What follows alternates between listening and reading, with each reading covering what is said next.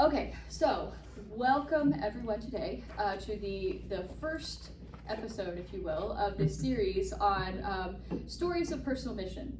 And so the kind of theme, I guess, that we're thinking about is hearing the story behind some of the activities that people have been doing.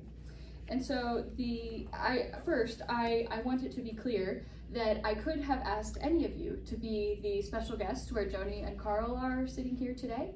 That each of you has an interesting and compelling story about how you got here and what activities God has called you to do, both in your ordinary life and in the church part of your life and in the work part of your life.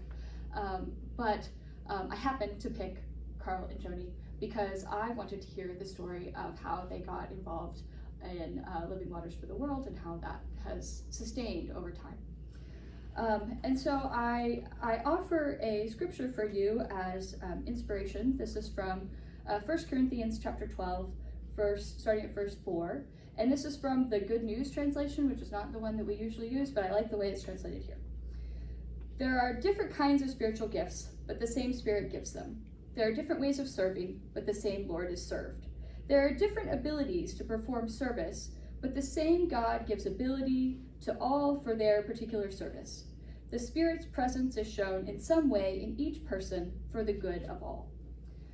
Okay, so with that, we can sort of get started hearing about Karl and Joanie's story. And so the first question I ask you, Karl and Joanie, is, sort of tell us a story. How did you get involved with Living Waters for the World? How did that happen?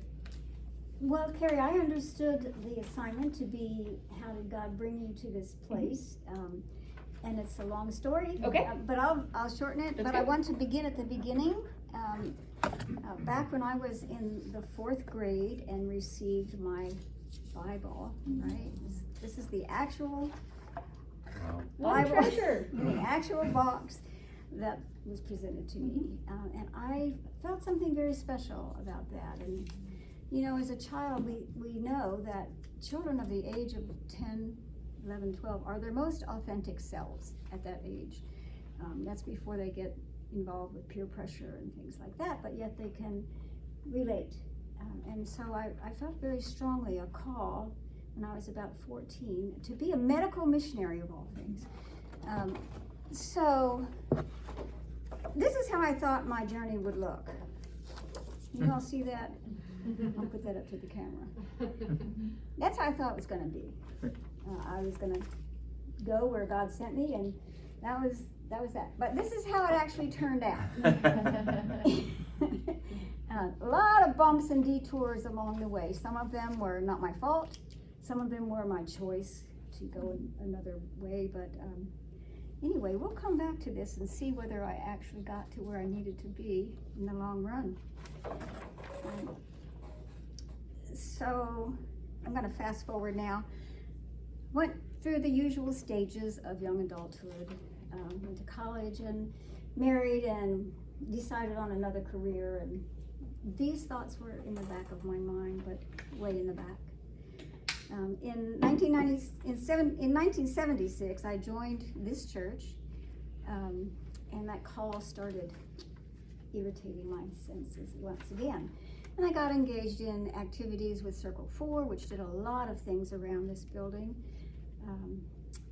and got engaged with women in the church through that circle. We did programs. I was a deacon and an elder, and I felt very spiritually fed by the educational programs here at the church. And then in 1995, I was asked to be a co-chair of the building committee with Irvin Fox, whom we just recently lost. And so together with our committee, we did the entire renovation of this church. And you all that have been here will remember that we were actually out of the church for a whole year while this happened. It was a wonderful experience. And we came back with to great applause from the congregation. It was one of those projects that no one objected to. Imagine that. And this is the art in the building book. I just brought this as a visual prompt to myself to remind myself that that's what we were about at that time. But now I'm going to digress a little bit and tell you about a very important saint. This is Saint Francis. You'll recognize him because he has birds all over his body. And I call him my patron saint because his story is similar to mine in that he heard God say, Francis, build my church. By the way, my middle name was Francis. How about that? Just know that. And so he did. He stole money from his father and he rebuilt the cathedral that was there in Assisi. And he was very proud of himself. And then he heard God call again. He said, Francis, no. I said, build my church. And so he began to have a totally different idea about what church meant. And that kind of happened to me when we finished this building, and it was wonderful, and everybody was happy about it. I thought, well, is this really what it is about? And so right about that time, a friend of mine, his name is Carl, started gathering folks to go on a mission trip to Mexico. There's my passport. That's my expired one, so I don't. And so we did. We had about, 12 people on that very first trip. 16. Was it 16? And we went and did the usual mission thing.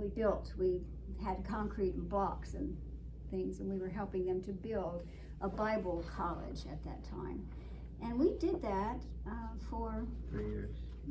3 different, maybe every other year. 3 trips. Until finally, that building was completed and they dedicated it.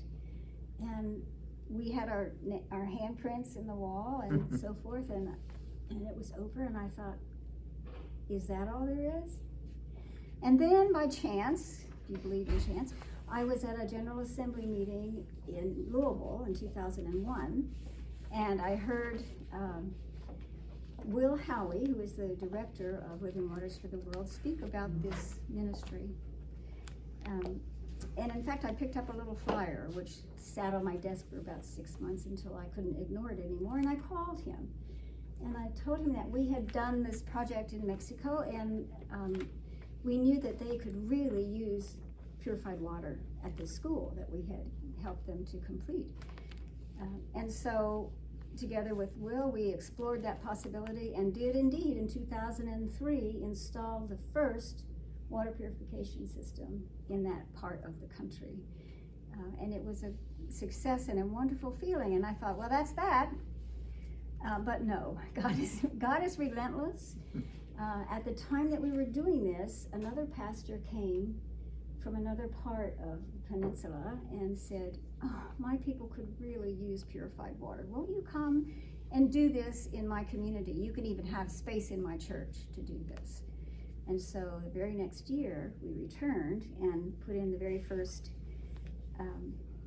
water system in a church in Mexico, or at least in that part of Mexico.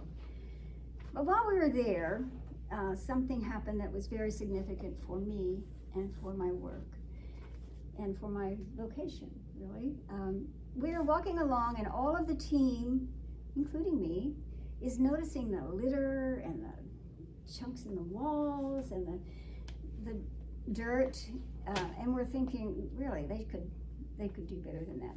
But my friend who was with me said, look at that flower just growing right out of that rock.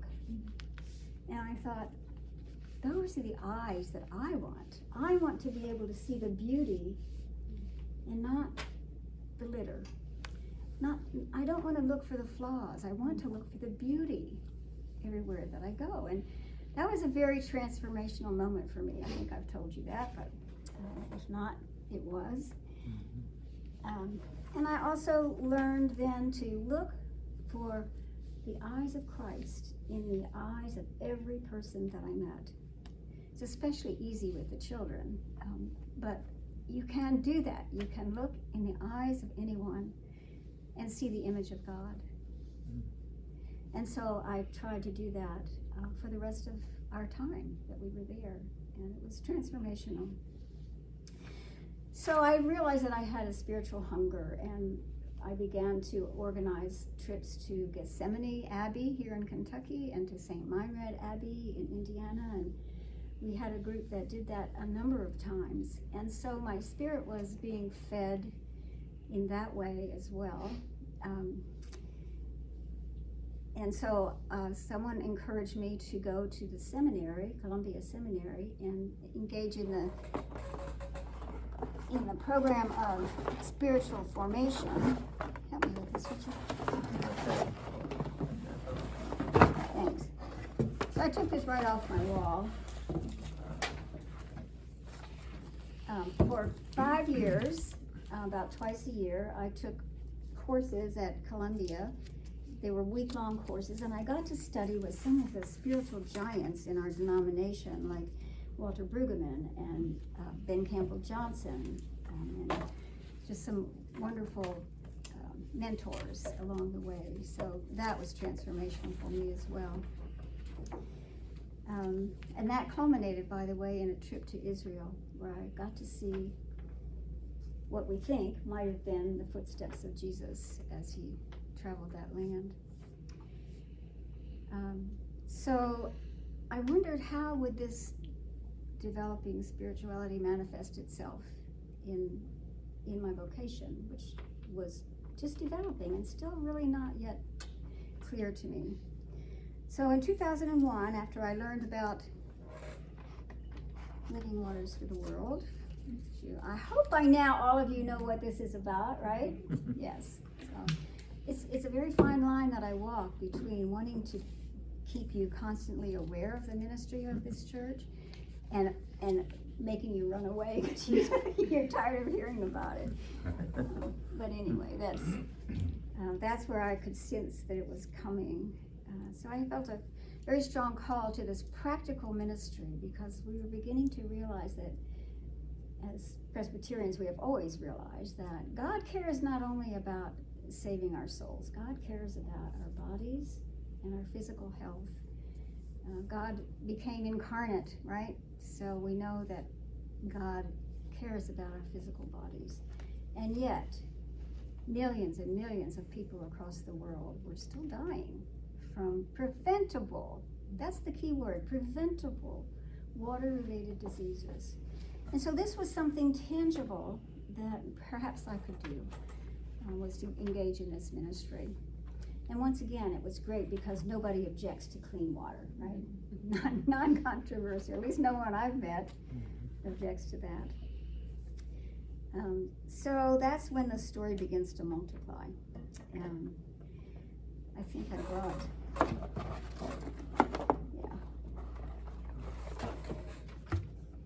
this is a little fragile from overuse. This is what happened. This is a map of the Yucatan Peninsula with a little addendum over there. And we installed that first water system in Lerma, which is right around here, near Campeche. All those blue dots represent water systems that have since that time been installed. Some, about 18 by this congregation, and the others by others around the country. So, wow. Yeah, okay. That's how it multiplies. Mm-hmm. And this doesn't even include some of the ones that have been done in the last couple of years. So I could see that my path was moving toward engagement with Living Waters, deeper engagement, and I became the moderator of the Yucatan Peninsula systems, which means that we were sort of making sure that all those systems were still operational, because sustainability is huge for Living Waters of the world. I did that, and I also became an instructor at Clean Water U, where we train people. And we've now trained, I think, 2,400 volunteers like you and all of you to do this. We can do this.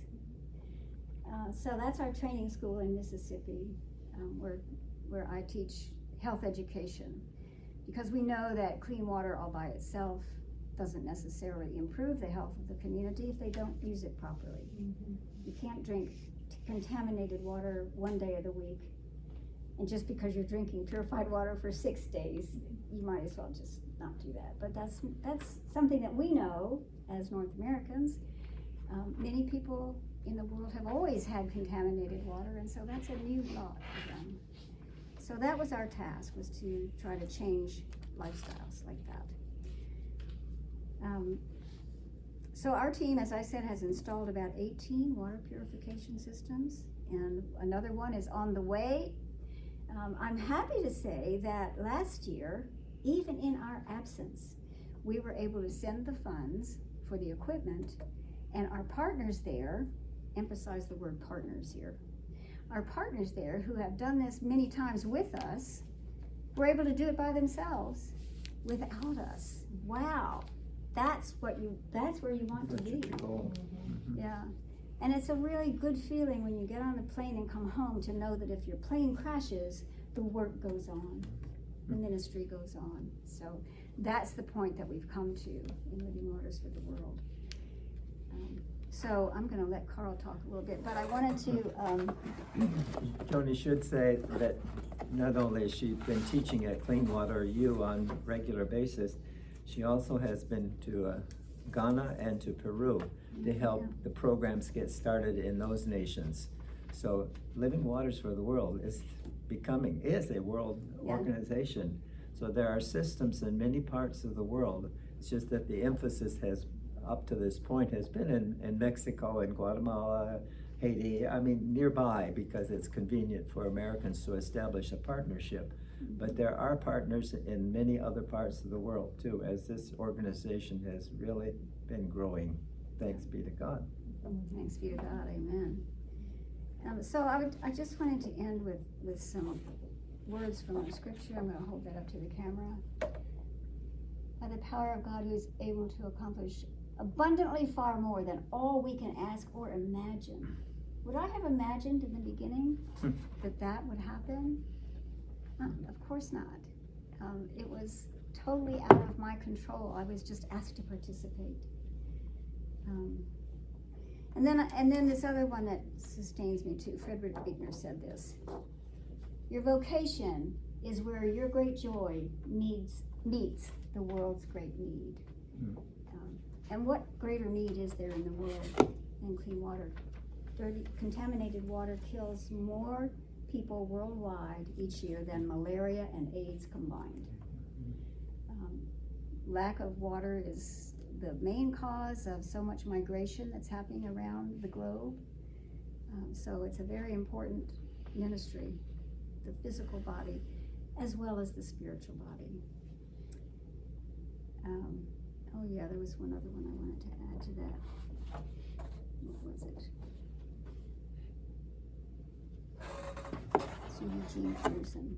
Well, Eugene Peterson says, the important thing is your long obedience in the same direction. And I truly believe that, because I could have maybe gone to Guatemala the next time, or the Philippines the next time, or Dominican Republic the next time, just to get for my own sake, to see these other places. But a long obedience in the same direction, sustained ministry is what did this, and what continues to do that. And then saying that we have in Living Waters for the World is, you can count the seeds in an apple, but you can't count the apples in a seed. Think about that for a minute. And that's what's happening to Living Waters for the World. So I hope you can sense that it's been a great joy for me. Carrie also asked us to mention what it is that sustains us in this ministry. What keeps us going in this? It is joyful for me, but it is, a lot of work. So I brought my friends to tell you what keeps me going in this ministry.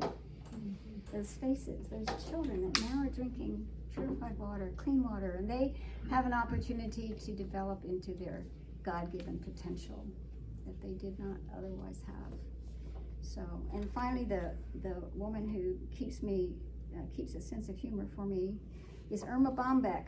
And Irma says, when I stand before God at the end of my life, I would hope I would not have a single drop of talent left, and I could say I used everything you gave me. So that's what I want to do.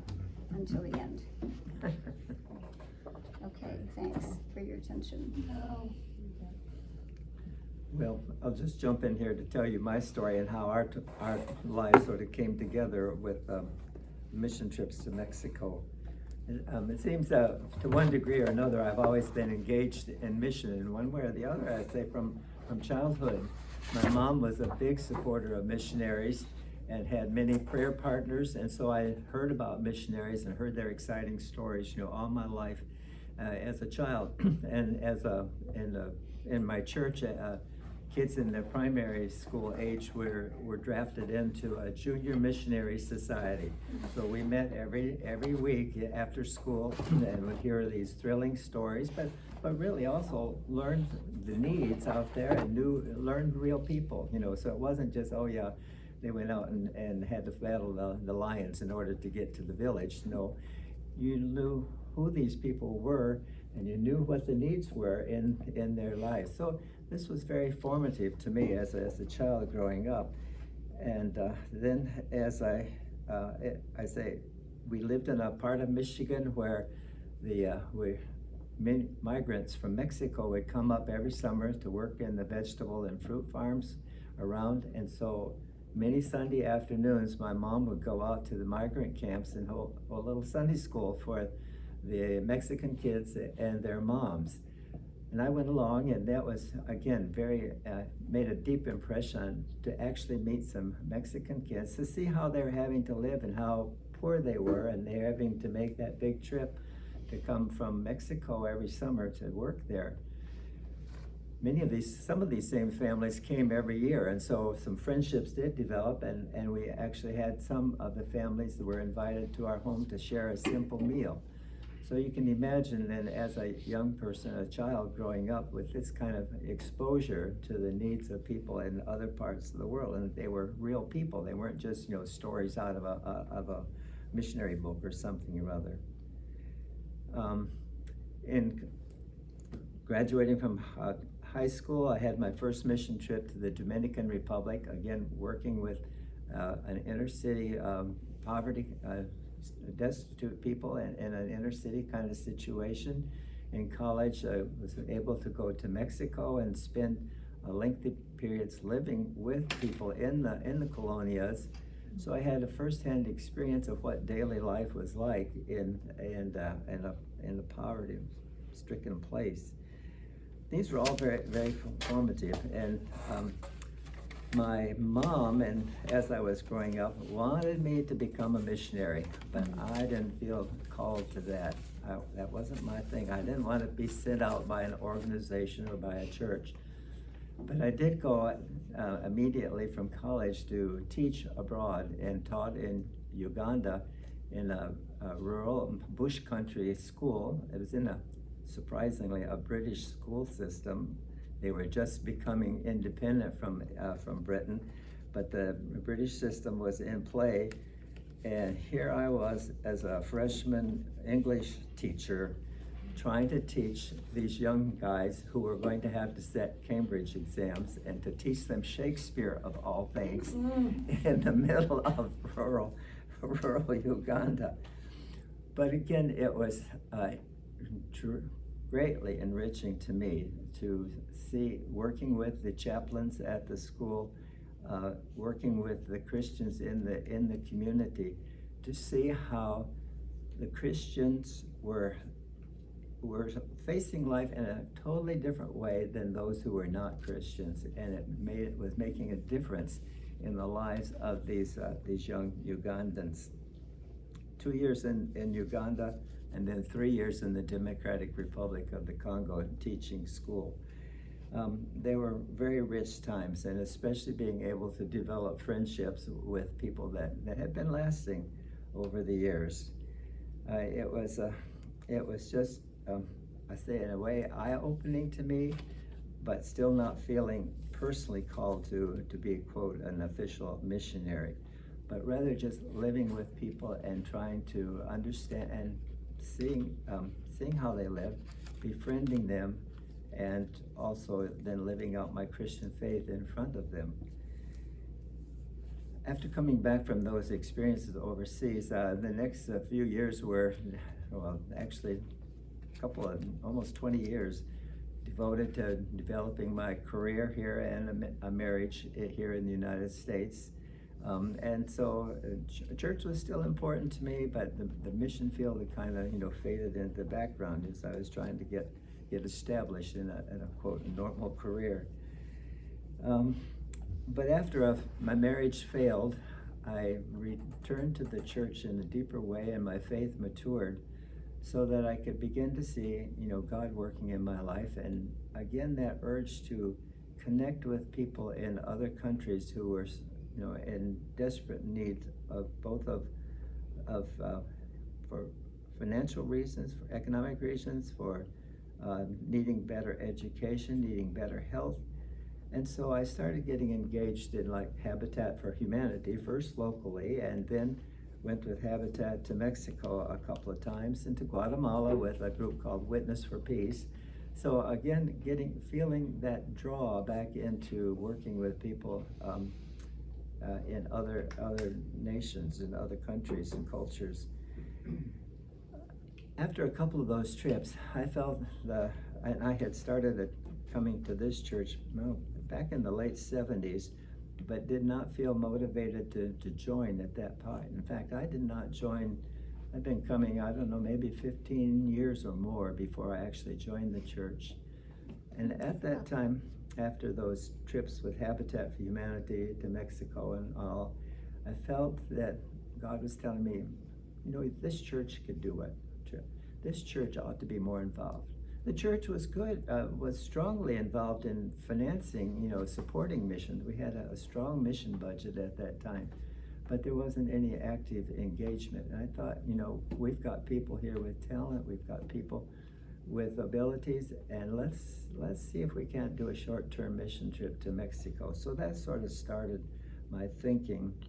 And Tom Farmer at the time said, well, call Louisville and see what options there are. So I called Louisville, and wouldn't you know, thanks be to God, the treasurer of the Mexican church was in Louisville making a visit, and he could come over and talk to us. So Daniel Ramirez came over that early 1995. We had not been back in the building very long at that point. And I said, well, we might be interested. Well, he had a project in mind. And I said, well, lo and behold, I've already made plans to go to Mexico this coming summer. So after that Habitat trip, I'll come over and visit your church and see what's going on.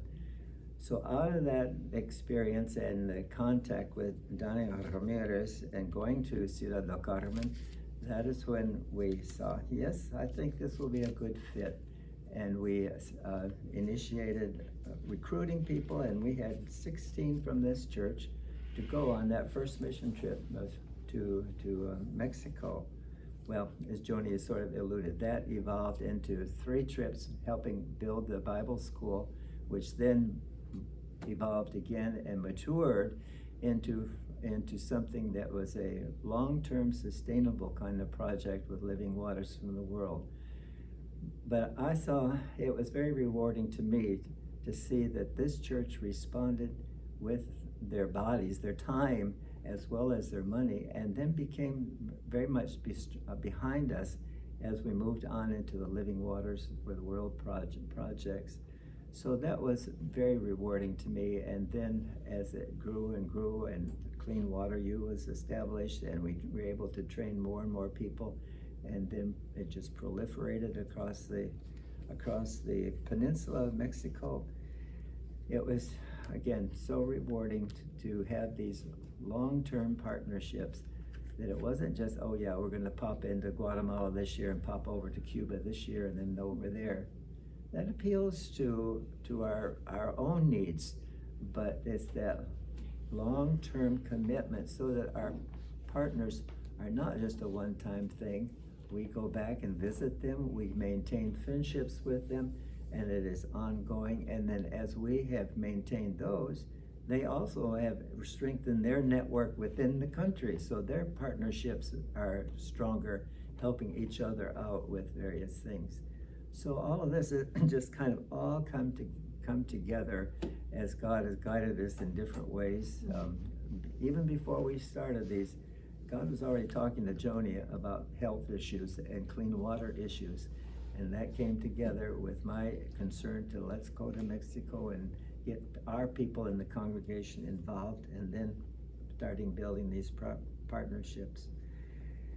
So it's what keeps me going is the partnerships, the friendships, the fellowship that we've had over the years. And so that we can't go back and see everybody every year, but when we go back, we do stop by and see 3 or 4 or 5 of the communities where we have worked before and stay in touch with these people. So it is truly a deeply rich fellowship that's ongoing. And that is what has been so most rewarding to me in going with Living Waters. So thank you, Joanie, but thanks be to God for all his hand in this planning and bringing things together, all these strands that have come together. Yeah, lots of strands. You all may remember 2 young people that have been part of our church for a year each, Delaney Ramirez and Derek Ramirez, who are the son and daughter of the pastor that we first met. So it's amazing when you look back and see all the ways in which God has connected us around the world.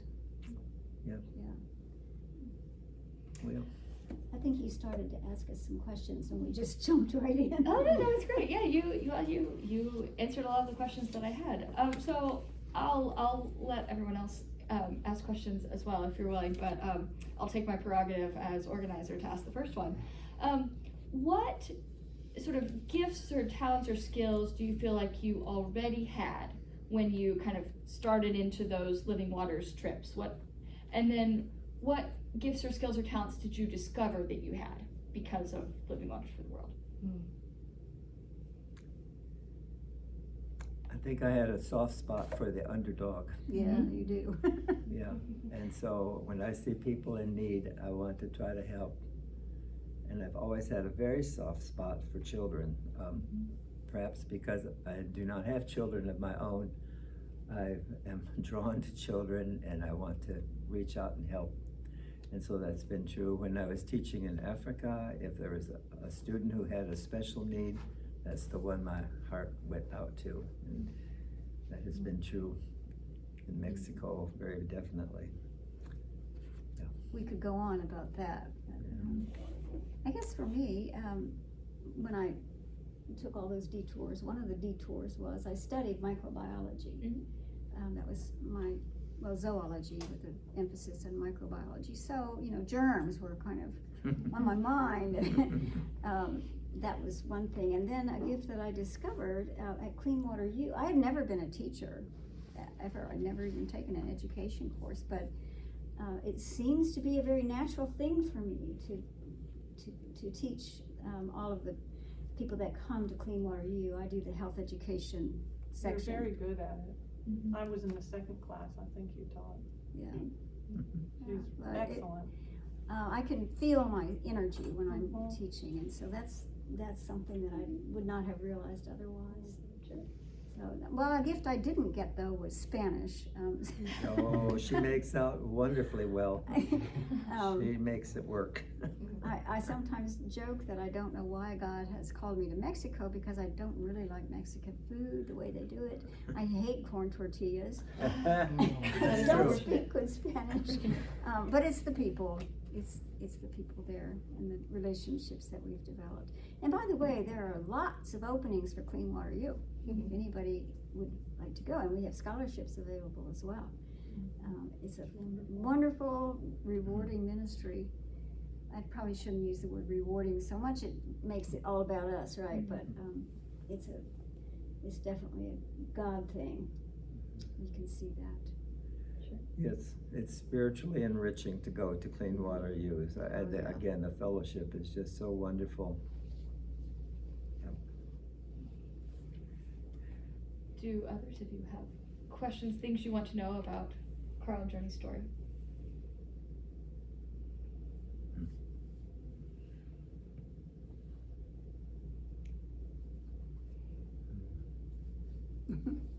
You've obviously been doing this for quite some time. are there folk who are coming through in leadership? It's when you decide your time is done doing this, who are going to sort of step in and continue to nurture the relationships you already have and support the folk who are doing the work? I like to think so.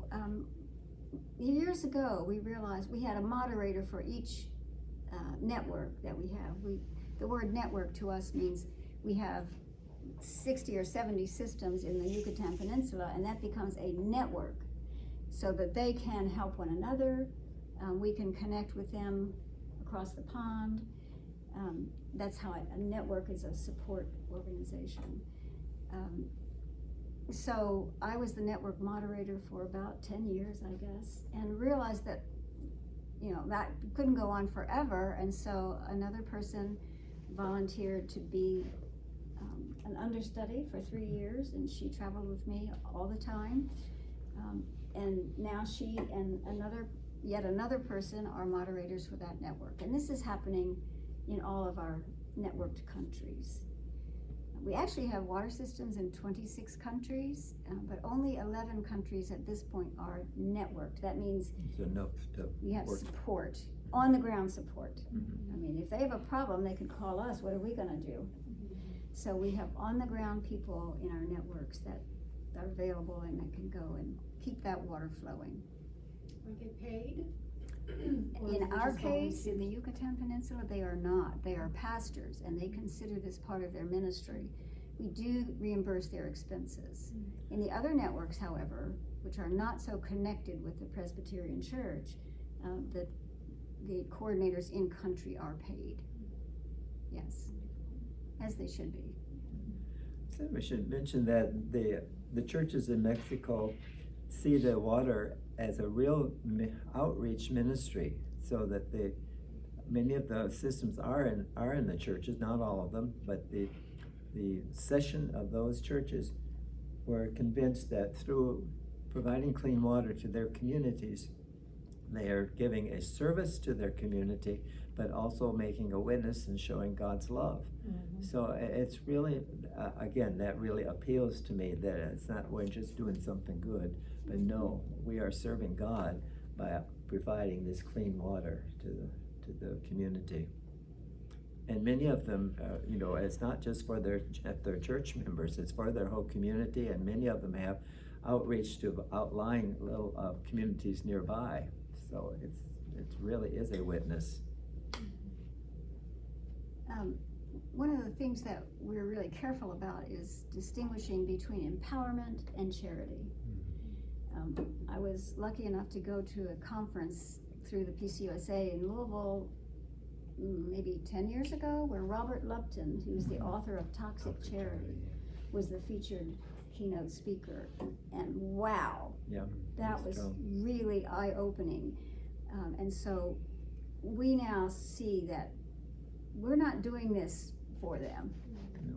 This is an empowerment for them, for their own communities, and it's a big difference between charitable giving. Not to denigrate charitable giving.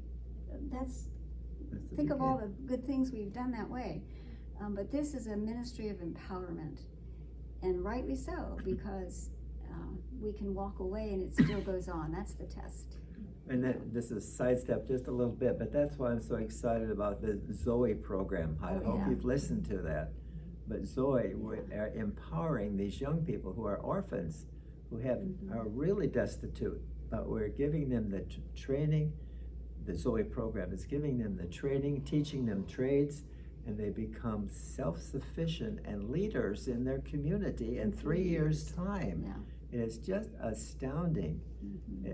So I'm just a big supporter of Zoe because of how they were able to build up the self-confidence of these young people and train them and so they're on their own feet in such a short time. I guess you could say the same about Kiva, that program that does microloans in areas of the world where people aren't able to get loans.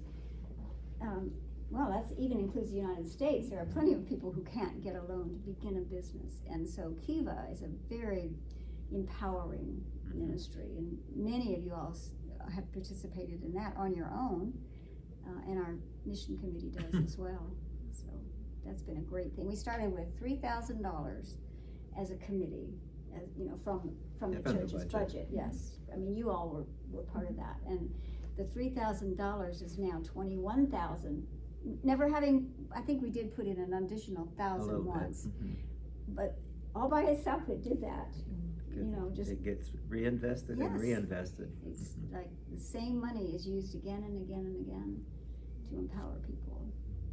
So The idea of empowerment versus charity, is that something that was there from the beginning of this project, or did it evolve as the project? It evolved.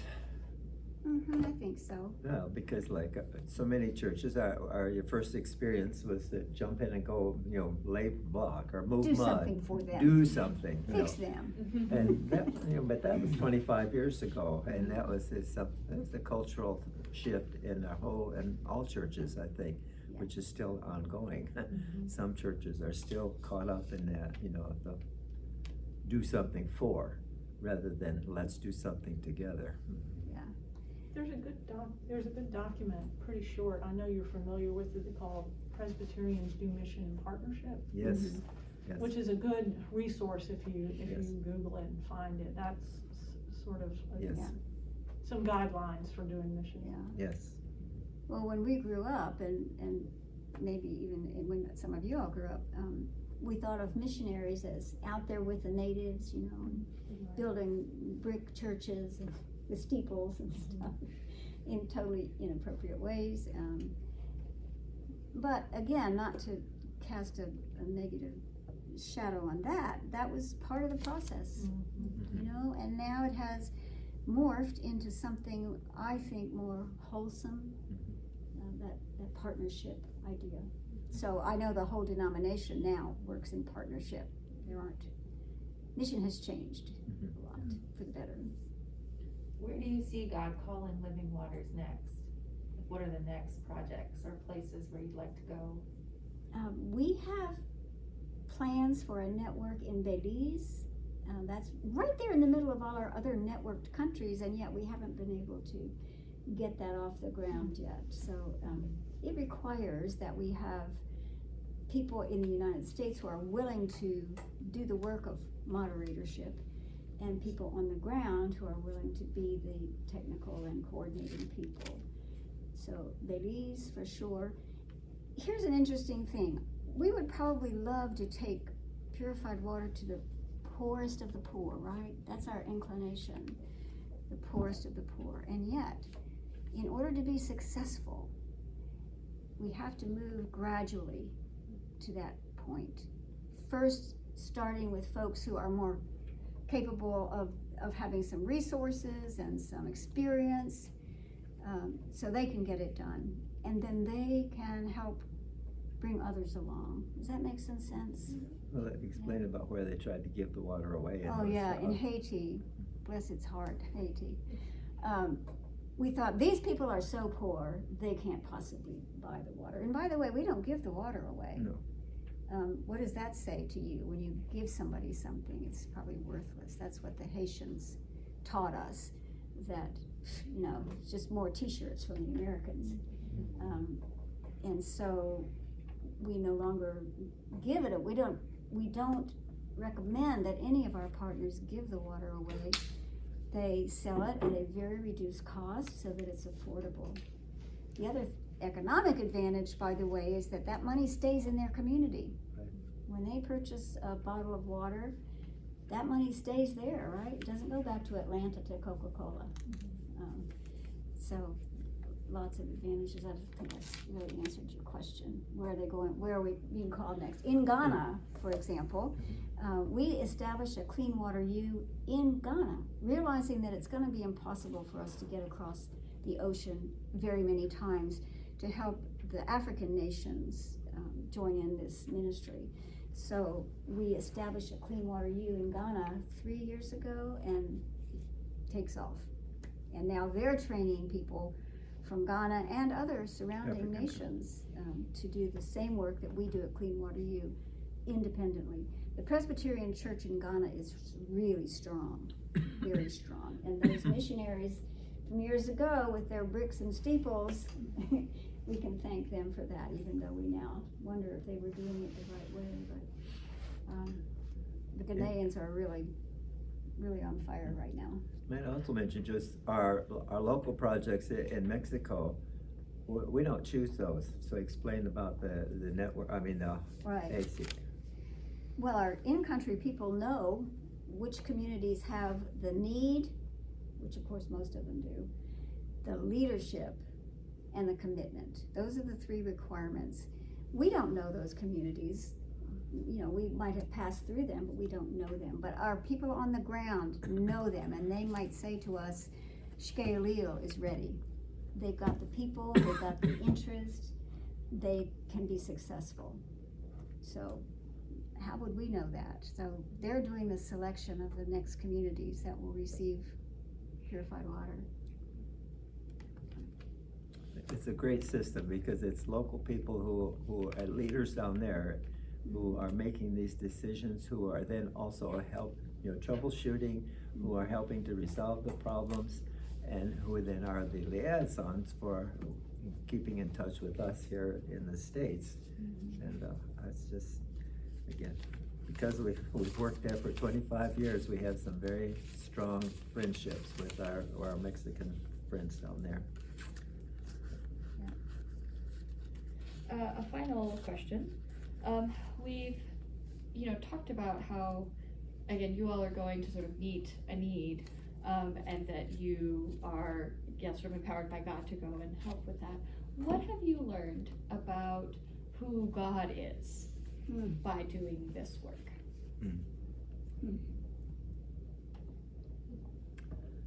Well, one, God is no respecter of persons, sure. And the ones who you look into their eyes, they may be living in, pretty desperate circumstances sometimes. They may be living in poverty, but you can see and feel the love of God emanating from and through them. Yeah, I don't know, it's just. And I have learned that God is patient, right? Yeah. God is the hound of heaven, and relentless. And we can try in vain to turn a deaf ear, but God is relentless. And God is loving. And also I think we've seen the richness. We always say, oh, they're so poor, but they're happy. Please don't say that. They're not poor. They're rich. They are rich in ways that we would love to be able to emulate. Very strong faith. Families and connections are very strong. So we know that God is working wonders in the global South, both in South America and the African continent, and that's what we're learning. We in the global North are learning from this about how God is operating, what is God's mission. We're lucky to be able to hang in there and see where God is working and try to hop in. God doesn't need us, by the way, but God uses us, so. Well, thank you, Karl and Joanie, for coming and telling us your story, and thank you, all of you, for your questions and for your attention. I can close us with prayer.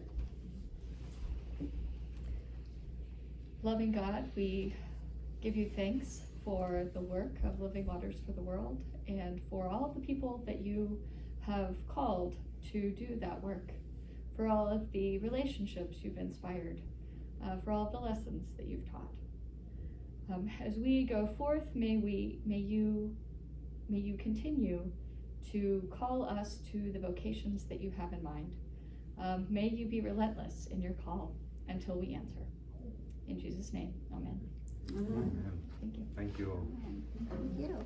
You're welcome to join us. Absolutely. Another time. There's plenty, by the way, of contaminated water left in the world. So